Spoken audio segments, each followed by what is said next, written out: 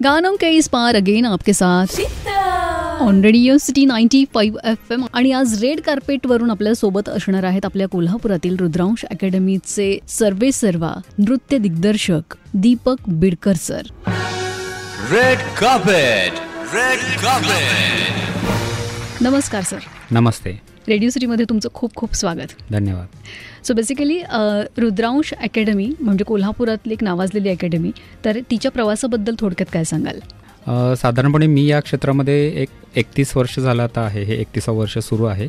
आणि रुद्रांश अकॅडमी काढण्याच्या पाठीमागचा माझा उद्देश हाच होता की मला जे माझ्या वेळेला जे आयुष्यामध्ये अडसर आले होते या क्षेत्रामध्ये उभं राहण्यासाठी, एक वेळ अशी आली की आपल्याला एकतर परफॉर्मर बनायचं किंवा डिरेक्टर बनायचं. तर ते डिरेक्टर मी चूज केलं एवढ्यासाठी की परफॉर्मन्स करण्यासाठीचे अडथळे खूप होते त्या काळी.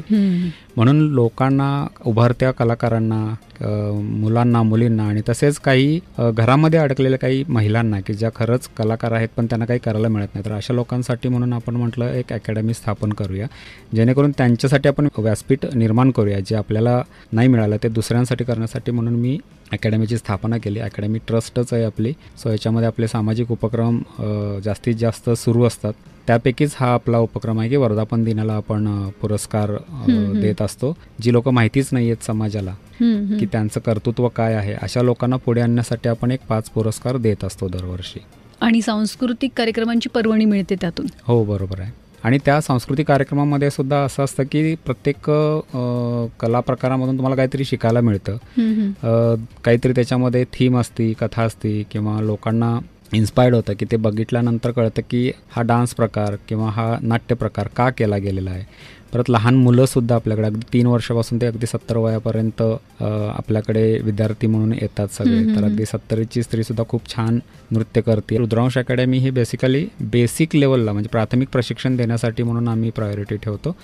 याचा कारणच असं आहे की कुठलीही कला ही लगेचच शिकण्यासारखी नसते. त्याला एक गुरु पाहिजे, त्याची व्यवस्थित. हां, क्या बात आहे. आणि आज गुरुपौर्णिमा आपण साजरी करतोय सर. तुम्हाला खूप खूप शुभेच्छा. समजावून सांगण्यासाठीच तर राव एक उत्तम मार्गदर्शक, एक उत्तम गुरु आयुष्यात असणं खूप गरजेचं आहे. मस्त मराठी गाणी तुम्ही एन्जॉय केली ऑन रेडिओ सिटी 95 FM. आणि ऑफकोर्स नृत्य, नाट्य अशा अनेक क्षेत्रामध्ये कार्यरत असणाऱ्या रुद्रांश अकॅडमीचे दीपक बिडकर सर जे अनेकांचे गुरु आहेत आज आपल्या सोबत. Red carpet, red carpet. Sir, 18 वर्षाची ही जर्नी आहे रुद्रांश अकॅडमीची. स्टुडंट्स आत्ता रुद्रांशचे काय काय करतात? खूप समाधान वाटतं या बाबतीत की बरेचसे विद्यार्थी आपले जे आहेत ते आपल्या 3ही मीडियामध्ये, अगदी नाट्य क्षेत्र असो, चित्रपट क्षेत्र असो आणि आता सिरियलमध्ये सुद्धा आपले बरेचसे विद्यार्थी आता काम करत आहेत, खूप चांगलं यश मिळवत आहेत. आणि त्यांचे ज्या वेळेला असं काहीतरी मुलाखत किंवा काहीतरी कार्यक्रम होतात त्यावेळेला त्यांनी आपलं नाव किंवा रुद्रांश अकॅडमीचं नाव आता घेतात. एक तर पूर्ण झाल्यासारखं आहे हे. जे विद्यार्थी आपल्याकडे अगदी 4-5 वर्षाचे होते ते आता एकदम 20-25 वयाचे होऊन आता स्वतःचं करिअर त्याच्यामध्ये केलेलं आहे. म्हणजे आम्ही त्यांच्यामध्ये जे बघितलं होतं त्या काळामध्ये ते त्यांनीही सिद्ध करून दाखवलेलं आहे की आम्ही ज्या नजरेनं त्यांना उभं करतो, जे आम्हाला दिसतं ते त्यांनी सिद्ध करून दाखवलं की हां, की रुद्रांश अकॅडमीमध्ये आपल्याला खूप चांगल्या पद्धतीनं दिशा मिळते. आणि आम्हालाही त्याचं समाधान आहे की ते आज मोठ्या मोठ्या क्षेत्रात काम करतायत, पण जमिनीवरती आहेत. आम्ही दिलेले संस्कार खूप चांगल्या पद्धतीने ते पाळतायत.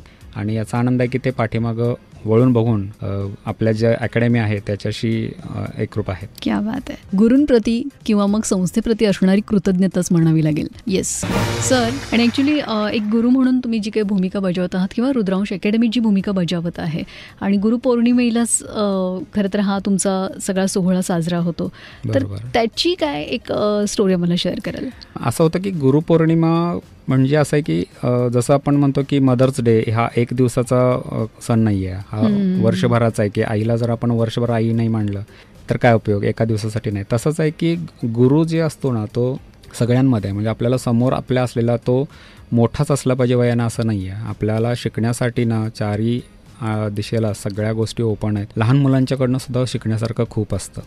आणि गुरुपौर्णिमा म्हणजे लीनता, गुरुविषयी असलेला आदर जो आजकाल फार कमी दिसतो आपल्याला. गुरु शिष्य नातं हे आता फार कमी डेव्हलप होताना दिसतं आपल्याला. म्हणजे आता पूर्वीच्या काळातले म्हटलं तर आपण खूप चांगले डेव्हलप झालेले गुरु शिष्य एकमेकांच्या नावाबरोबरतीच जगासमोर आलेले दिसतात. बरोबर. पण आता विद्यार्थ्यांना एक गुरु एक शिक्षक असं न करता सगळ्यांच्याकडे शिकतात. हे चांगली गोष्ट आहे की सगळ्यांच्याकडे जाऊन चांगलं घेतलं पाहिजे. पण स्वतः जेव्हा ते डेव्हलप होतात त्यावेळेला मात्र त्यांनी स्वतःची शैली, स्वतःचे विचार, संस्कार हे त्यांनी स्वतःचे तयार केले पाहिजे, जेणेकरून आज आम्ही शिकवतोय उद्या त्यांनी शिकवण्यासाठी तयार झाले पाहिजेत असं मला वाटतं. क्या बात आहे. आणि ही विचारधारा घेऊन रुद्रांश अकॅडमी कार्यरत आहे आणि इथून पुढचाही प्रवास नक्कीच सफल दिशेने जाणारा आम्ही बघतोय. खरं तर तुमच्या पुढच्या प्रवासासाठी खूप खूप शुभेच्छा. सर्व कलांचं प्राथमिक प्रशिक्षण एकाच छताखाली देणारी संस्था रुद्रांश अकॅडमी कोल्हापूर. नृत्य, नाट्य, कला, संगीत, योग, फिटनेस.